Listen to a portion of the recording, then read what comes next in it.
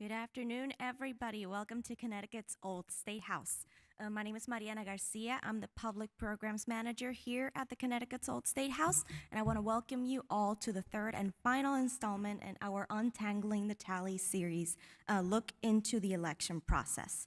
The mission of the Connecticut Democracy Center is to inspire and provide people with a lifetime pathway to active citizenship and the tools they need to take civic action in their own communities. Elections are the cornerstone of a healthy civic life, and that's why we created this series now in the lead up to the 2022 elections in order to take a deep dive into the election process and to help voters feel more well prepared and confident when it is time for them to head to the polls. Today's program will focus on the barriers to voting. Every year, millions of eligible voters find it near impossible to cast their votes and have their voices heard.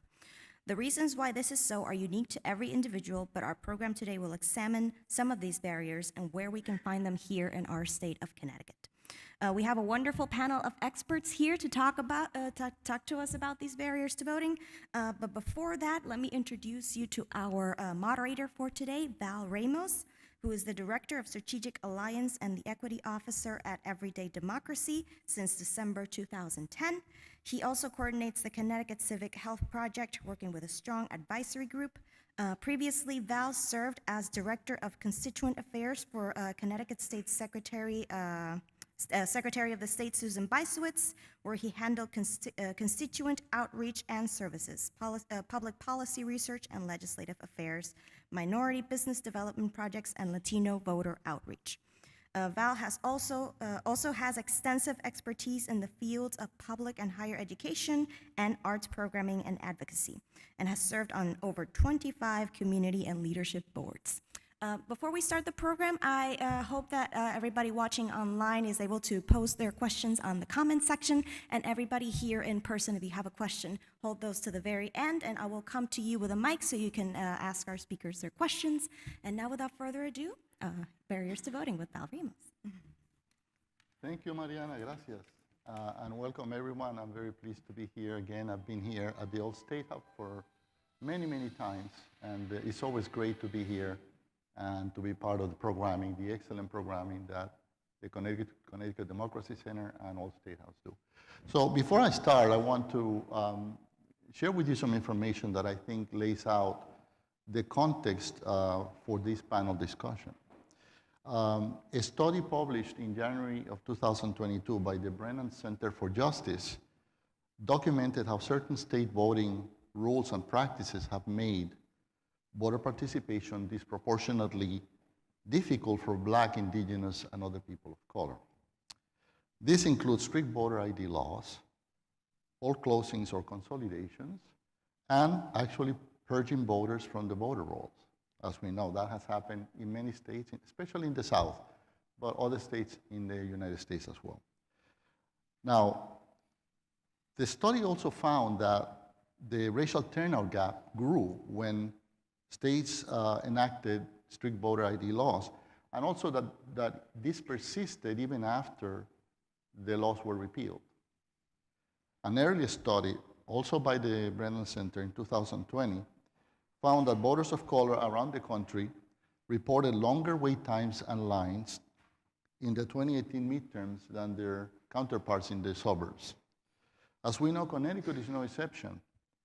We have had long lines many, many times in many of our elections, in Bridgeport especially, Hartford, and New Haven, as we know. So I'm therefore very pleased and privileged to be part of this panel and to welcome our panelists today to talk about the barriers that Connecticut voters are facing in Connecticut.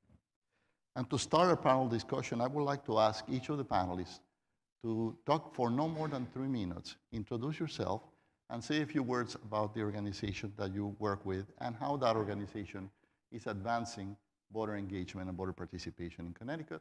And I want to start with Doris Maldonado, who is joining us today virtually. Doris, welcome. Buen día a todos y gracias por esta invitación. Thank you for inviting me. I am honored and humbled. I represent several organizations, and I am here on the behalf of the Connecticut Council on Developmental Disabilities, of which I am the first Latina with disabilities to chair the council in our 51 years since being in statute in Connecticut. I also represent Connecticut Keep the Promise Coalition, where I'm co-chair again as the first Latina chair with disabilities and several other organizations. What we've been working on at the council level is we have a 5-year plan that began last year.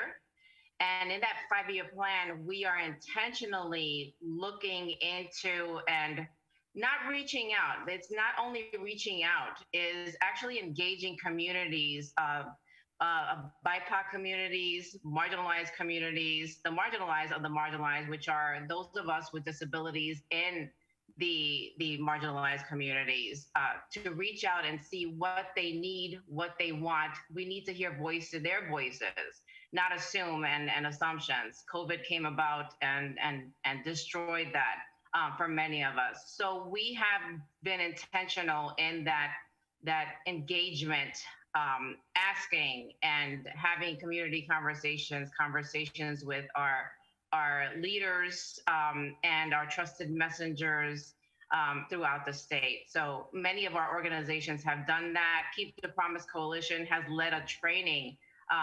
Basically, I coined it Voting 101 for those with disabilities and for anyone wanting to know and being more informed on their rights and access to the information and access to the polls. Thank you, Doris. Muchas gracias. Thank you. Steve? Well, thank you so much, Val. Firstly, my name is Steven Hernandez. I am the executive director of a legislative agency that really does focus on equity and opportunity for the state of Connecticut. It's a nonpartisan agency of the legislature. We happen to be the home of the, as we were discussing, the Parent Leadership Training Institute, which is essentially a democracy school for families. And what's remarkable about the Parent Leadership Training Institute is that it recognizes that what parents share is that desire to leave a better world for their children. That is written into the promise that parents make to their children. And sharing that in common and understanding the tools of democracy that are necessary in order to move agenda on behalf of children is really the crux of the educational experience that the PLTI provides.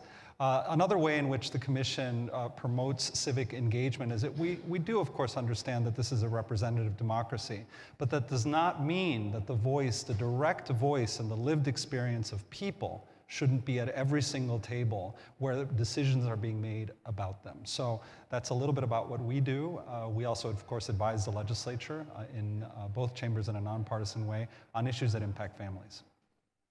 Muchas gracias. Thank you, Gracias Steve. Yanidsi.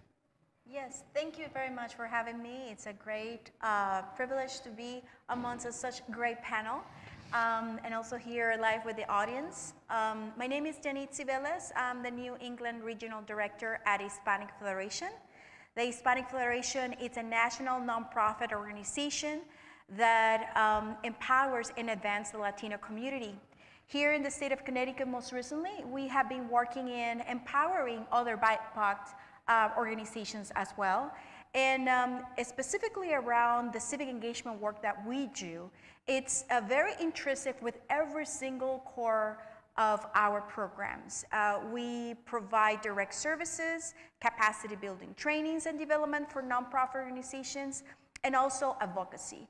As a nonpartisan organization, we aim to really educate, engage the community, and to give them the tools and the opportunity to really be at the table, and more importantly, to take advantage of the timing that we're living in. In the state of Connecticut, we have a crucial question in the ballot, and as part of our campaign, is to really send messaging, send phone calls, and work directly with the local nonprofit organizations that are serving our communities so they can be as the trusted voices, so they can be also educated on the issues.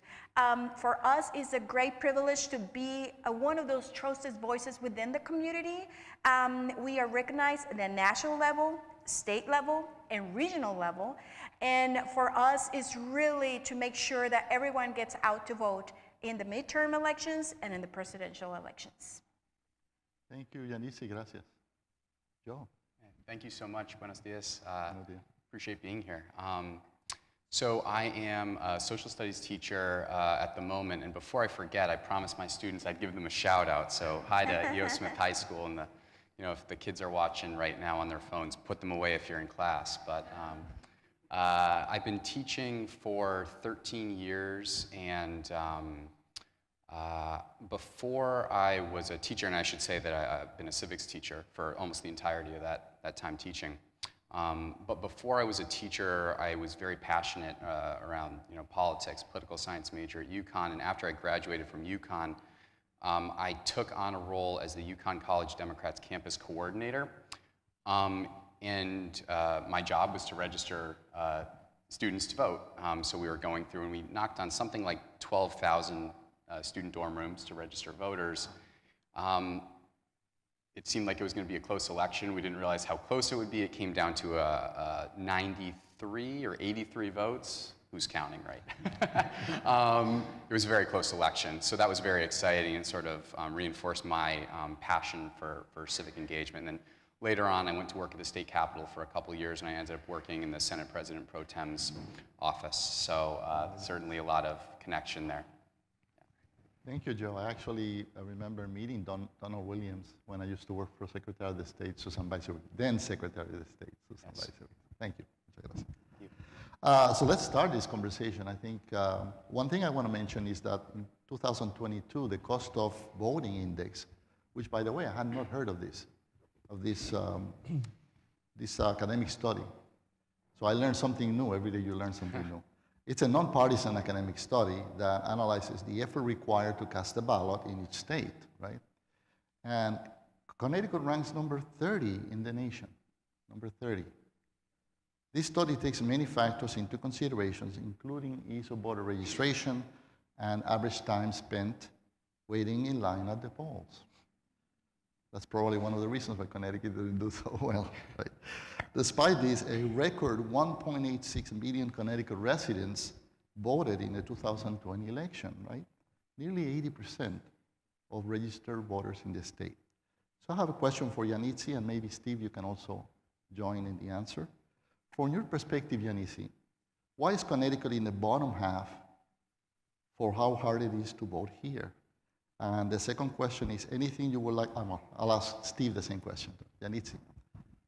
Well, I believe that the state of Connecticut has been historically recognized as a state that had strict voter laws that do not facilitate the full participation of voters to participate in the electoral process. Part of that, it's the long waits. And also we need to take into consideration that while we have some limitations for the entire state, some of the communities, like the BIPOC communities, Latinx communities in particular, are more affected by by those decisions that are made by our elected officials and the constitution that has not changed to favor the voter participation of these communities in particular. Waiting line, I would like to say that if you compare Black and Latinos versus the white comport neighborhoods, they wait 30 minutes more than the regular average voter. And that led voters to really feel like I can go easy out of the line. Like they are not motivated to stay. Also, another issue is the language access that has really affected throughout the years to really empower other people who speak other languages, not only Spanish, which is one of the main foreign language speaking here in the state of Connecticut, but also Chinese, Portuguese. These individuals who are eligible voters really don't see themselves represented in the poll places or in their communities, or for that matter, even electoral or leadership representation. And when they go there, they want to be informed. They want to have access to the information in their own language so they can feel fully fully engaged in the process and confident in the process. So for those two main reasons, but I will say also that people don't have all the access to it because we don't have early voting.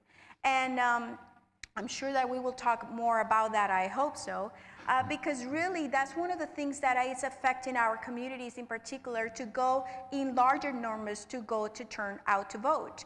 The lacking of transportation, access to get out of work, when you're not working in the polling place, you know, like things like that really affects the intentionality of a voter to cast their ballots. And to really, it's not that they don't make it priority, is that it's really hard to get out to vote in the state of Connecticut.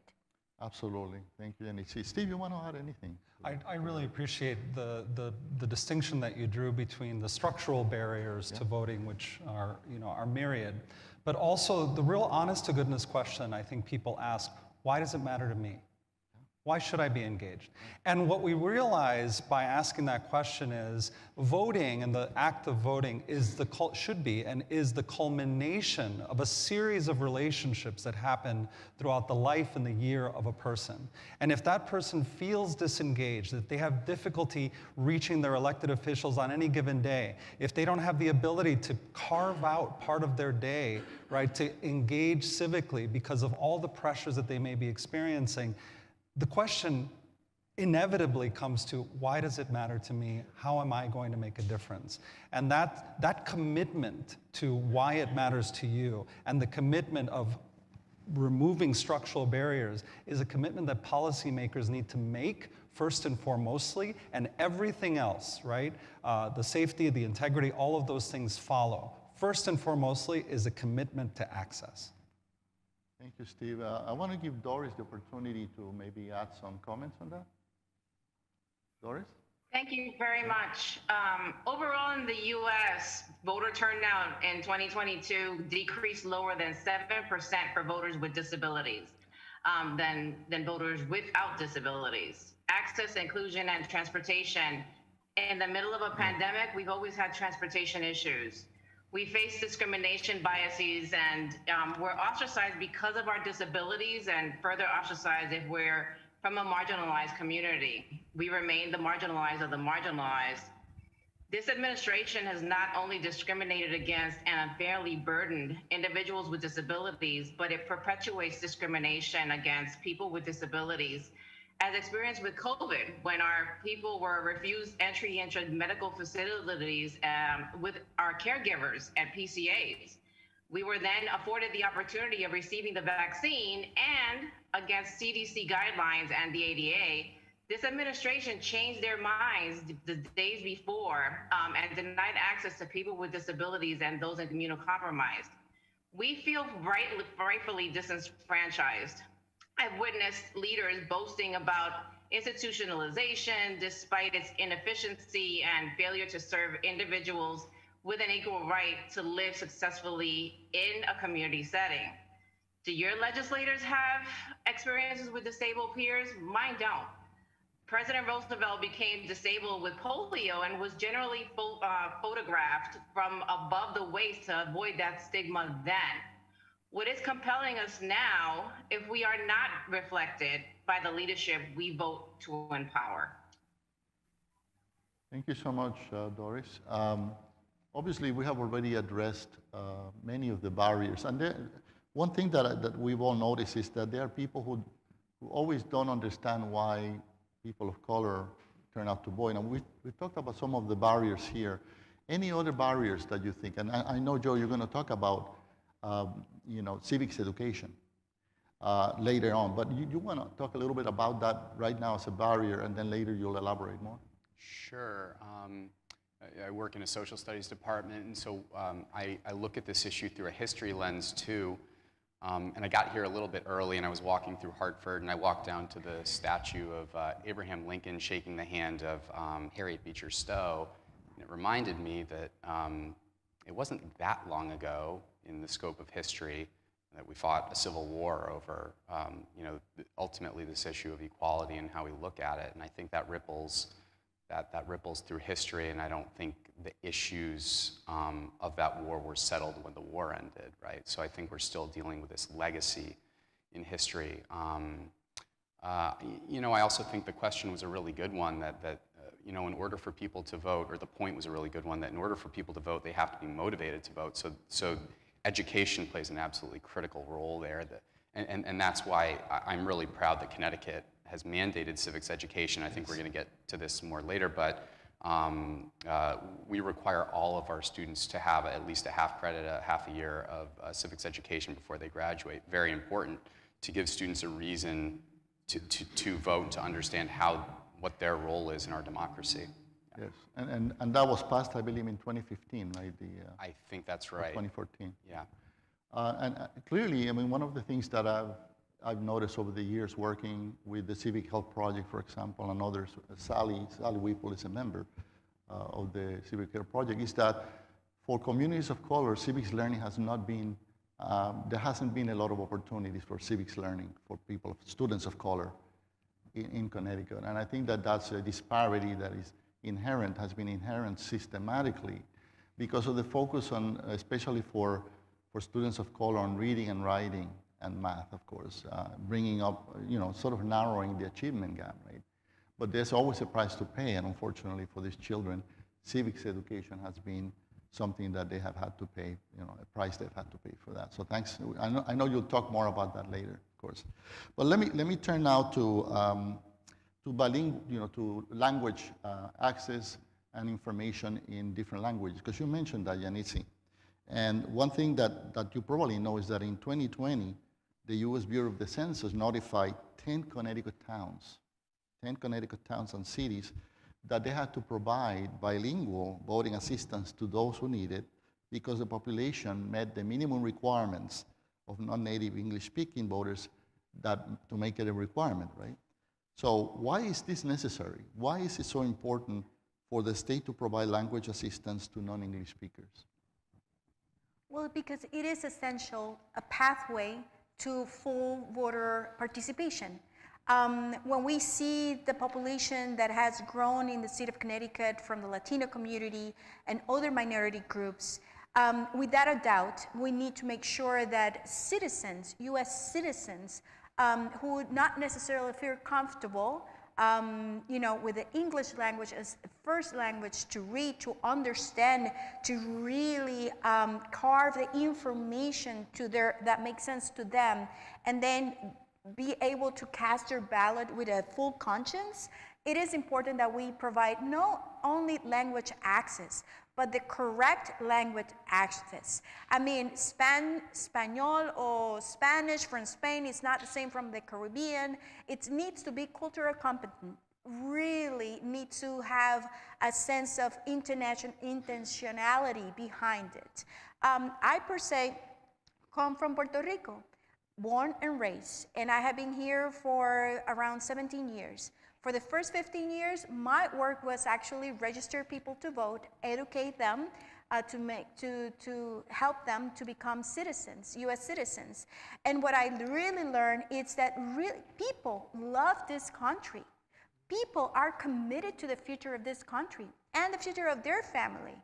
So if they already have gone through the whole process to become US citizens, or even those who are second generation and they're left here and not necessarily they, you know, grown with that English language at home, why not to provide them the full access to the electoral process? I think it's a right, and more important, it's the commitment, it's the law.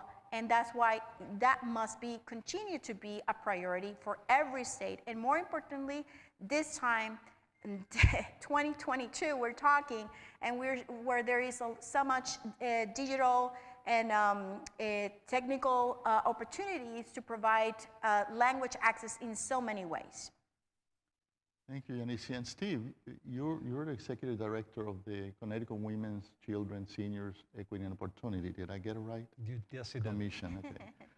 Can you add something about that? Because I know you've done some work in that area as well in the past. You know, what's remarkable to me is that the state of Connecticut stands among the several states that have not adopted a universal language access law. Washington, D.C. did so a few years ago. There are other states that have universal language access for the top languages that are spoken in the state. What does that mean and how does that manifest? The ability to access your democracy is one of the first things that suffers from that. But imagine the last 3 years of pandemic, 2 years of pandemic. How do you communicate vital information to families who are suffering, who are disconnected, if you're not communicating with them in their language? And by the way, which includes sign language, and for people who are deaf and hard of hearing. What we learned during pandemic is that there isn't a one-size-fits-all even for that community. You spoke to the nuances of Spanish. So if we're going to commit as a state to real access, then we have to commit to the diversity of the people that we have in our state. Absolutely, and thank you for mentioning that the disabilities, the American with Disabilities Act. I know Doris will be talking a little bit more. I have a question for you on that, Doris, so stay there. But let me just say something else. Young people is always an issue with young people, right? Most people think, oh, they don't care, they're not engaged. We know that's not true because we looked at a presidential election, right, with President Obama in 2008, and we know that that's not true. But you know, according to the 2016 Connecticut Civic Health Index report and other studies, young people consistently turn out at significant lower rates than older voters, right? In 2020, for example, barely 50% of the 18 to 24-year-olds turned out to vote. That is in a year that had a historically high voter turnout. So Yanidsi and Joe, why do you think that is the case, right? And what should be done to get more young people to be encouraged and motivated, as you mentioned earlier, to vote? So this is something I'm especially passionate about. To start, just a little bit of background. So in the 2020 election, voter turnout nationally was up 11% among young people, age 24 and younger, from the previous election. One of the big reasons for that was that no excuse absentee ballot voting was accessible in that election around the country because the pandemic was going on. So it was easier, the hurdles were lower for young people to vote. The other reason, and I think it's a factor, was definitely that there was a lot of interest in that particular election. People were very passionate about that election. But still, we have to remember that voter turnout among people 24 and younger in Connecticut was, I think, 52 or 54%. So we live in a democracy, and it's based on the principle of popular sovereignty. And when we're looking at the pool of voters in our elections, we're talking about in most of our elections, because most of our elections are not presidential elections, the majority of our elections, we actually have a minority of the electorate that's voting in our elections. And young people are unfortunately a large percentage of the reason that total percent isn't higher. So why are young people not voting more? One of it is the ballot access issue. Another, I think, is this issue of background and exposure to elections. I think a lot of young, and this isn't showing up in polling, I don't think, because if young people are asked, why don't you vote on election day, a lot of the time they're saying things that are very true. The lines are long, or they don't feel like the candidates on the ballot speak to them. But I think there's another issue going on that I think we don't do enough in education to expose young people to what elections actually look like. I think we contain our civics education too much in the walls of the classroom, and I think the learning, the content is very important, but I think we need to do more to actually expose young people to firsthand, witnessing of elections and actually taking part in them. It sounds like you do some of that with young people, and I think that's terrific work. We need to do more of that. So, Yanidsi, you want to add to that as well? Sure. Because I have worked in the last 15 years on the voter registration, voter education campaigns, grassroots, mostly in Southeast area, I have seen the combination of elements where young voters really wants to get out to vote. Like here, our panelists just mentioned, it's about access. And we go back to that same word, but with a young crowd, I will say that the young voters in particular, sometimes they are not used to the process and they are new. So what we're talking about is specifically those that are voting for the first time or the first midterm election, or for the first presidential election between the 17th and the 25 years old that they have, and they forgot to register to vote, or they forgot to update their voter registration information, or they just simply did not gather all the information so they felt confident to go out and vote. I think the access it's important because right now, since 2012, if I had not made displaced those dates, voter registration on a voter election day, is available. But yet, it comes with some limitations. It has to go to the specific place that has been designated by the town. In addition to that, when we go to early voting, this young crowd are in college. They are probably working or traveling, and they miss that absentee ballot, which it's very strict, right? Very specific to the needs that a voter can apply for. And again, you are not giving them all the range of opportunities for them to be part of it. And they're very aware of that, and I think that is why they're paying attention to forums and all the candidates when they are doing town halls, but really they need more access than information. But at the same level, it's at the same level because what he said, it's education in the school. It's so important and so crucial to make sure that we are preparing those young voters for success.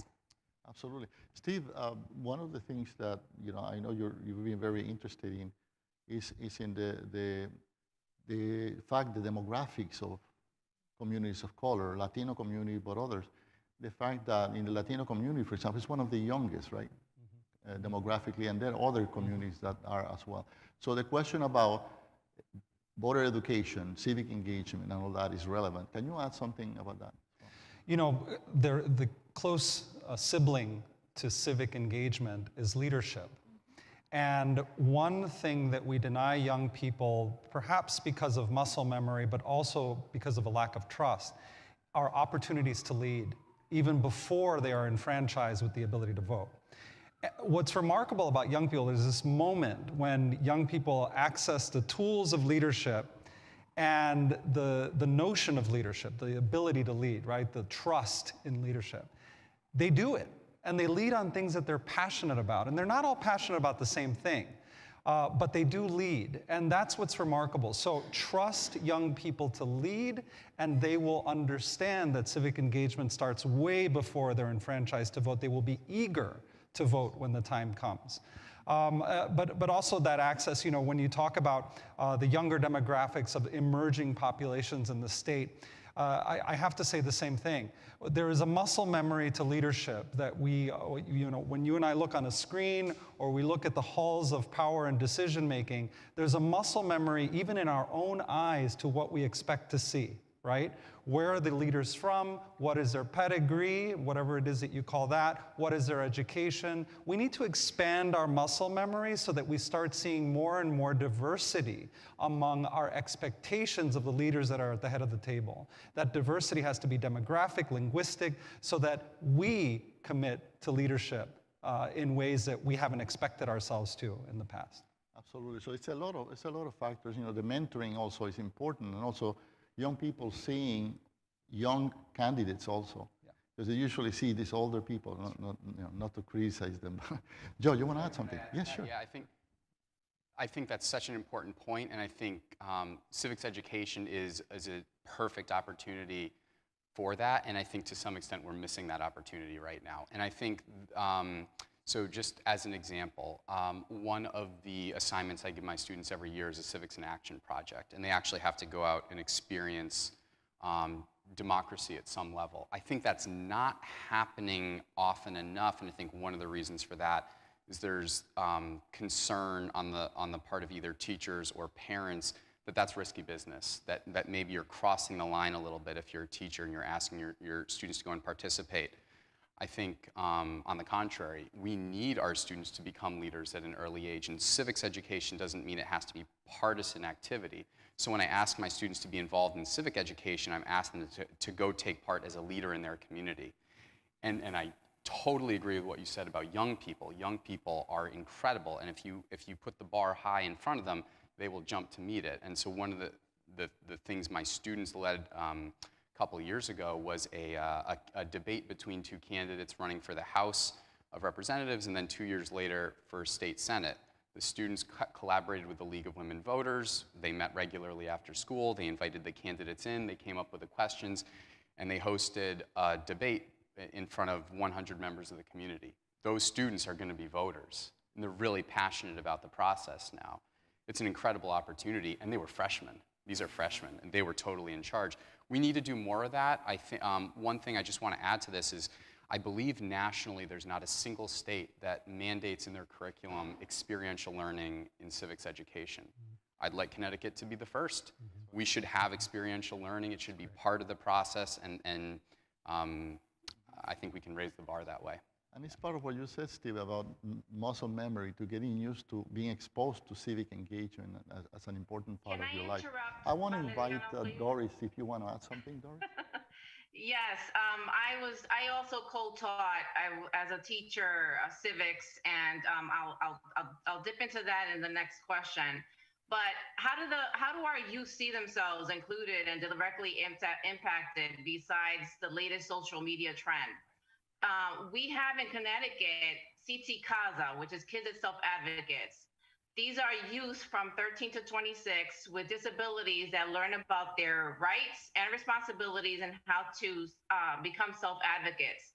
These young people have testified at the LOB, in DC, and have also testified in the police accountability. They've educated medical providers. So we have resources that are siloed, but we have youth already setting and paving the waves and setting the path. We just have to expand on that. I was told recently by leaders that children should not participate in their own educational meetings.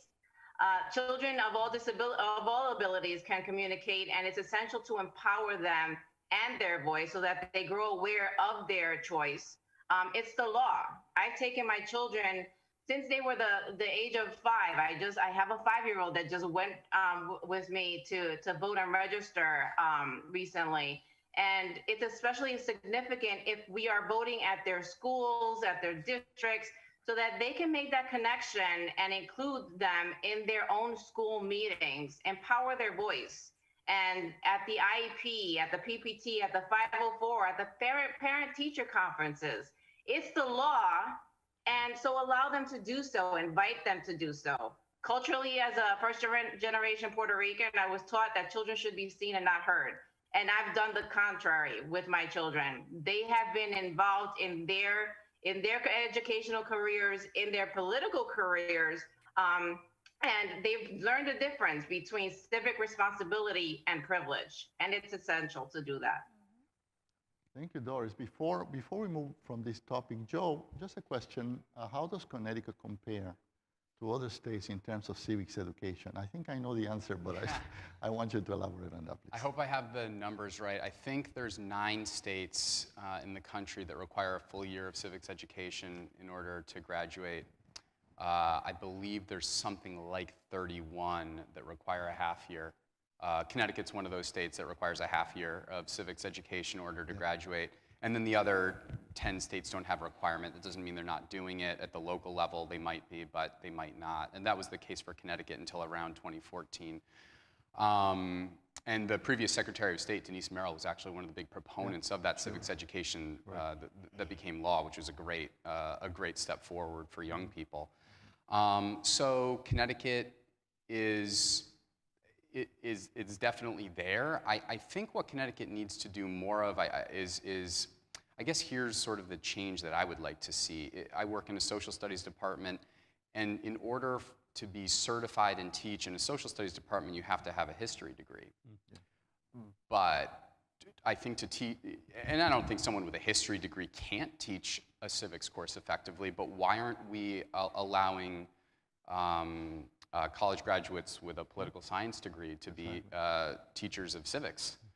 I think that curriculum lends itself in that direction.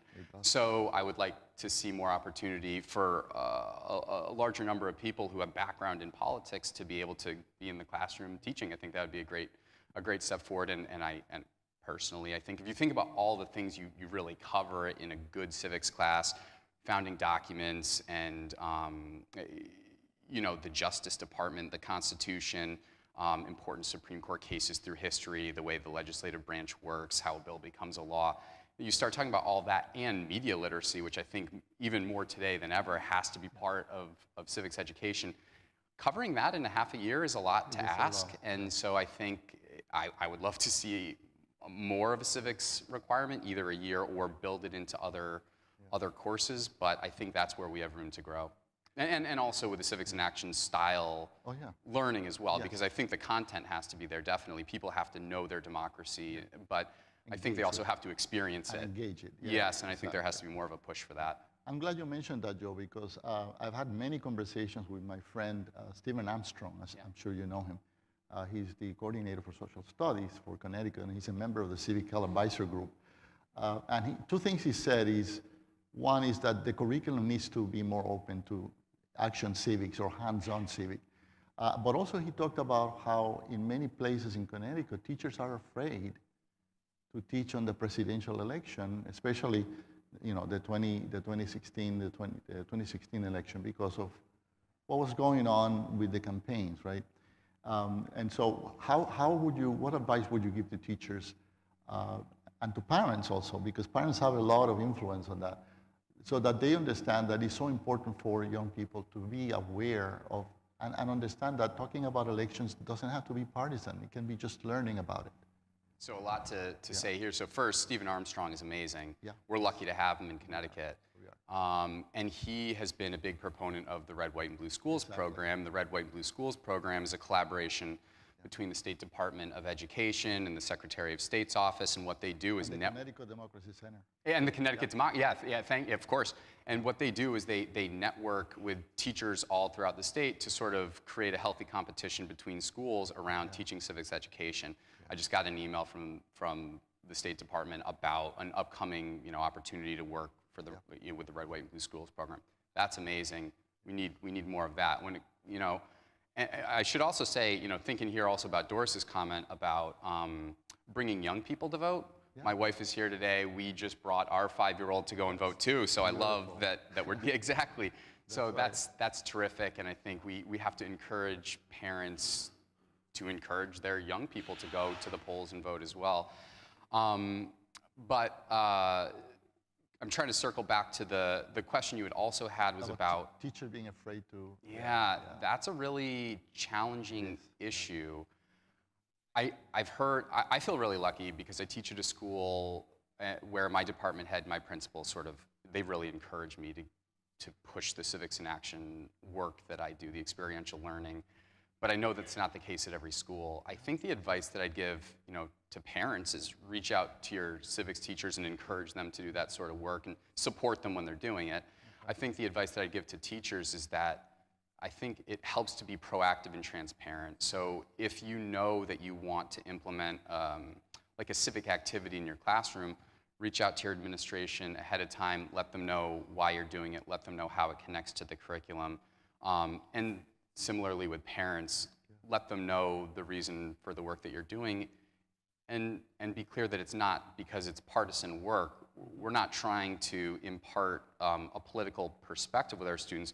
We're trying to help them understand our democracy, and we're sort of tying our hands behind our back if we're trying to do that without going and experiencing that democracy. So.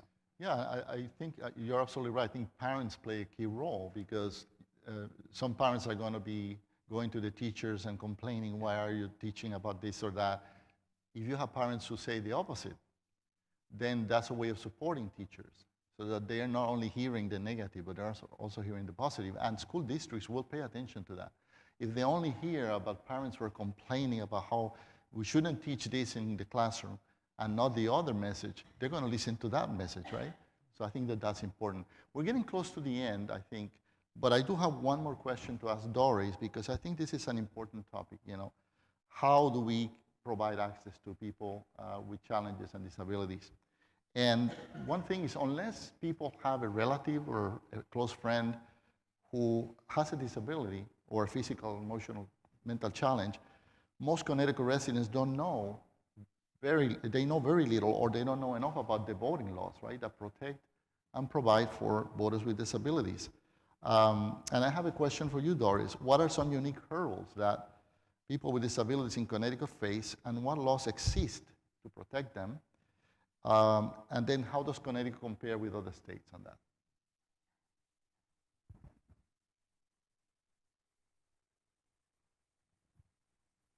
Sorry. That is a tall order to try to squeeze in, and I'll try to do my best. With 1 in 4 people nationally impacted by a disability, many of us may not be familiar with our rights, and neither are those working at the polls. So as co-chair of the Keep the Promise Coalition that I mentioned before, I can boast that we've been successful with providing a free virtual training that I've coined Voting While Disabled. Yeah. There are others that the council has funded, the Connecticut Developmental Disabilities Council has funded throughout the years. But knowing that knowing the law and protections are the hurdle. In Connecticut, but in statute, people with an intellectual disability have the right to vote unless a probate court has specifically ruled that they are incompetent to exercise their right. Now, Connecticut law does allow the supervising officials at the polls the authority to reject a ballot when they are unable to determine how the voter wants to vote. So it's at the discretion of the officials at the polls. This seems so subjective, but in statute, I've heard horrific stories where our people, my people, people with IDD, or nonverbal people are turned away. So there's no constitutional disqualification provision. Persons under hospitalization or treatment for psychiatric disabilities may vote unless such patient has been declared specifically incapable of voting and appointed a conservator. In addition to these statutes, this should be included in the ADA disability plan for every town. Every town is supposed to have an ADA plan. So first, contact your town and ask. We have several rights that are established to accessible polling place. Accommodations can be made if we have difficulty standing in line. We have the right to use a ballot marking device. We have the right to vote independently and privately. We have the right to receive assistance when casting our ballot. We have the right to review a sample ballot and receive instructions concerning how to operate the voting equipment before voting. We can request curbside voting if we become temporarily incapacitated when we arrive at the polling place. We have the right to vote by absentee ballot. Voters with print disabilities have the right to request accommodations. We can participate in supervised absentee voting if we reside in a nursing home, assisted living, or other qualified institution. We can obtain permanent absentee voter status if we have a permanent disability. Voters with permanent disabilities can apply to our town clerks for permanent absentee ballot status. We can obtain an emergency absentee ballot if we are suddenly injured, taken ill, or have been hospitalized within 6 days of the election. Only a judge or probate can decide whether or not we are competent to vote. So my question in all of those rights that we have and have had for quite some time, we're asking our voters, directly if they need assistance, and we can go into that later on, but how that needs to be improved. Thank you so much, Doris. How does Connecticut compare to other states, though? I'm curious. That would be subjective. I can't tell you how we compare to other states. I've had national conversations, and although we're a small but mighty state, it's been disappointing as I reflected back on what happened in COVID, where we were sent back and disqualified, discredited, and disenfranchised for being disabled. We have definitely rural areas, because we I'm from the city. I was born and bred in the city, so I tend to work in urban areas. But now I'm working in rural areas, and they suffer the same inequities and disabilities or lack of access and transportation that we do in the cities. So we could do a better job, definitely.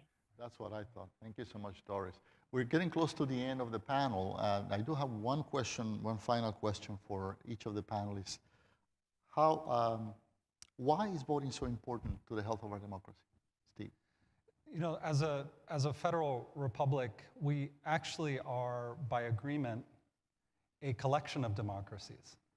And each one of our states has the ability to perfect and improve upon access to our democracy in the state in which we live. Each one of our states has that solemn duty, in fact. So the reason that it's so important is because it really does, you know, they say all politics is local, but all civics is every day. And unless we commit to civic engagement, it will be virtually impossible to continue in the social contract that we have all agreed to and that we continue to perfect and re-energize every year. That's wonderful. Thank you, Steve. Yanidsi. I'm sorry, can you repeat the question again? Why is democracy so important? Oh Why is voting so important to our democracy? I apologize. Okay. Well, first of all, regardless of how you came or if you were born in United States, democracy is what it makes United States so beautiful. It's really one of the blessings that we have to fight every day, and we cannot forget who fought for democracy before us. But regardless, it is important every single day, because every day there are decisions that impact individuals, families, neighborhood communities, the state, the nation.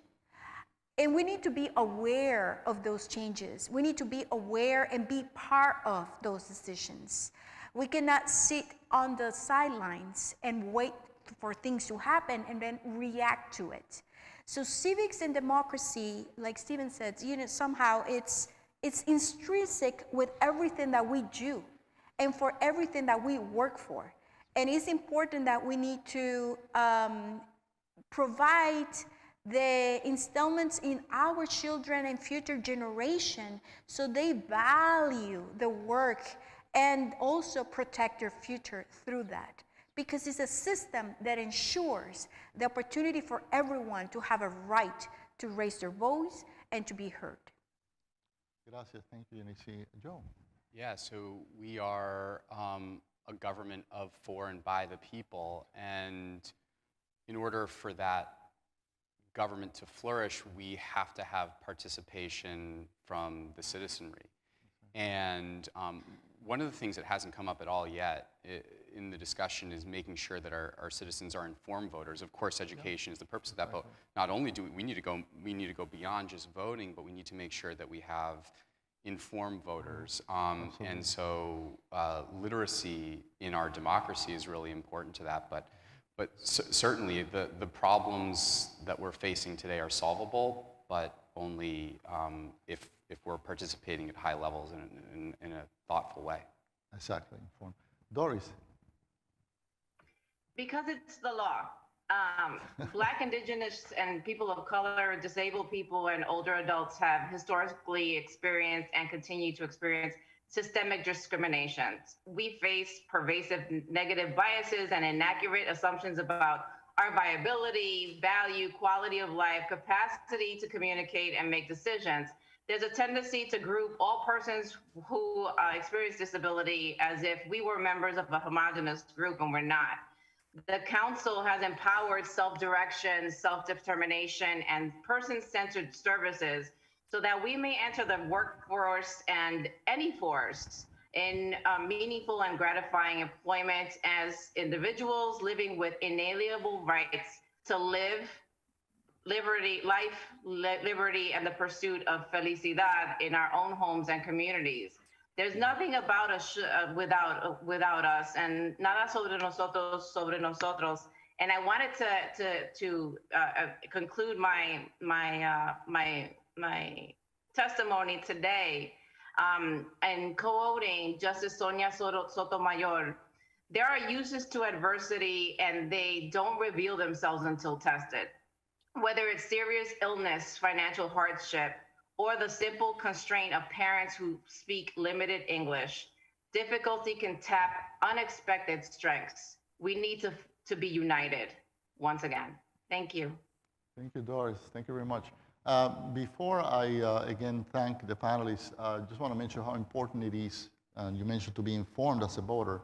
There will be a constitutional amendment question, right, on the ballot on November 8th. It is so important that everyone be informed about that, and you can choose yes or no. If you choose yes, that will authorize the Connecticut General Assembly next year to begin the process of developing a early voting program for Connecticut. If you say no, that won't happen. We won't have early voting. And Connecticut is in the company right now of 4 states that don't have early voting, and 2 of them have been some of the most negative states or most adverse states with access to voting, Alabama and Mississippi, right? Especially for people of color. New Hampshire is the other state. We need to change that, right? To make voting more accessible so that people can vote early before Election Day. And let me just thank the panelists again, Steve, Hernandez, Yanidsi, Joe, and also Doris. Please, let's give them a round of applause. Muchas gracias. Thank you. Thank you. Thank you. And I know, Mariana, do we have time for questions? Okay. Are running a little bit short on time, but if anybody does have any questions, raise your hand and I'll come over to you with the mic. And also everybody who's watching online, you can post your questions in the comments section of the video. Anybody? No? Let me check the stream real quick. We didn't miss any questions. Nope. Okay, looks like we are good. No questions here from the audience? Well, oh, the gentleman there, yes.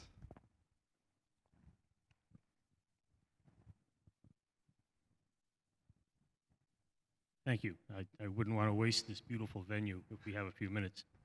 My name is Walter Glom. I'm the Executive Director of the Connecticut Council on Developmental Disabilities, which means I work for Doris. I just wanted to make a couple comments that maybe Stephen and our civics teacher can respond perhaps. One is on this issue of state-to-state comparisons. You know, as a director of a council that's federally funded, I have counterparts in every state and territory, and we're often wrestling with this state-to-state thing. State-to-state comparisons are diabolical. They're extremely difficult to do, in part because, as Stephen pointed out, you know, every state is its own little world, and we do things differently.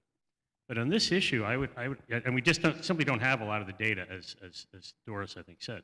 But on this issue, I would stay away from that and simply, you know, assert that, you know, this is a right. I mean, it's an absolute right, you know, that's essential to our existence. So our standard should not be, you know, where are we relative to anywhere else in the country. The standard is absolute. Right? If there's one person who doesn't have access, you know, to their franchise, I mean, that we have to fix that. So, I mean, that's where we have to go with this, I think. And as Doris pointed out, we have, at least for people with disabilities, we have some pretty strong laws and regulations, you know, that ostensibly ensure access and accommodations. The issue is implementation. So one of the things I think we need to address in our parent training and in teaching our students is what are the remedies? Okay? I mean, when you go and you see an injustice, you know, when you see something that's wrong, what do you do about it? And we get calls, you know, too many calls of people who go to a voting place, ask for an accommodation, ask for the special machine, and the answer is, yeah, we have that, but it's still in the box. Yeah, we have that, but we're not trained to use it. Yeah, we have that, but it's on the other side of town, you know? That's unacceptable. So, you know, people need to know, well, what do you do then, right? Who do you call, right? What's the remedy? Because it's one thing to state these things and say, oh, we got a law, we've got a regulation, it's a right, and people should know their rights. But then the question is, what do you do about it? And that's, you know, that accountability piece is something I hope we can do more with going forward. Thank you. Thank you very much. Thank you. So, Thank you so much. Mariana, unless there's no other questions, I don't think, turn it over to you. Thank you so much. Thank you. Great, thank you so much, everybody. That was wonderful. Val, thank you for great moderation. And to all of our speakers, thank you so much for your expertise and your time here today. And also thank you everybody who came down in person and also everybody who's watching online. This is the last in the Untangling the Tally series, and we're very, very happy with how this program, the series has turned out. And yeah, I also want to, before we wrap up, thank our partners from CTN who have been running the stream and recording everything. Have been doing a wonderful job, so thank you very much to them. And yeah, awesome. I hope you had a wonderful time here today, and enjoy the rest of your day.